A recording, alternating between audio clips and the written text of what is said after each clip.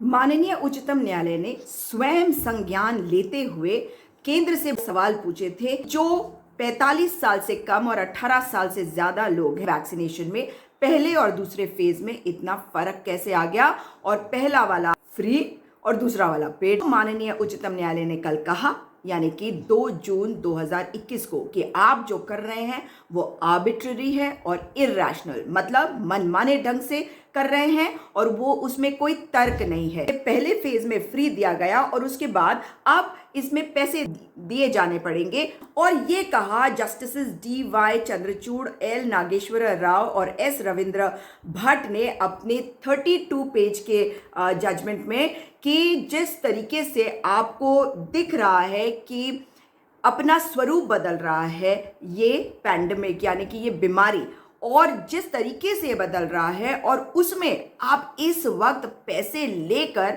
और अलग अलग दामों में अलग अलग लोगों को अलग अलग राज्यों में, कंपनी अलग अलग दाम में बेचेगी, सरकार को, केंद्र सरकार को अलग दाम में बेचेगी।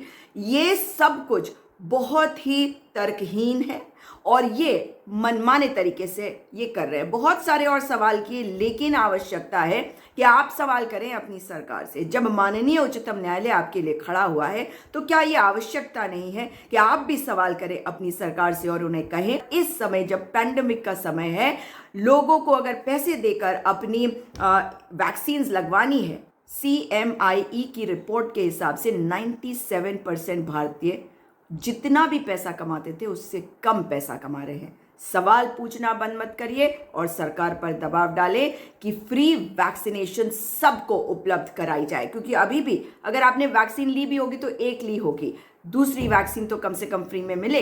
एक परिवार में अगर 4 लोग भी हैं और 900 रुपए लग रहे हैं एक की, तो 3600 रुपए, ये कम नहीं होते। और 2 बार लगवाने के 7200 रुपए, कहीं कहीं पर ये इससे भी ज्यादा महंगे हैं। तो सवाल पूछिए, ये आपका अधिकार है। सरकार पर दबाव बनाइए ताकि वे आपको फ्री वैक्सीन उपलब्ध करवाएं।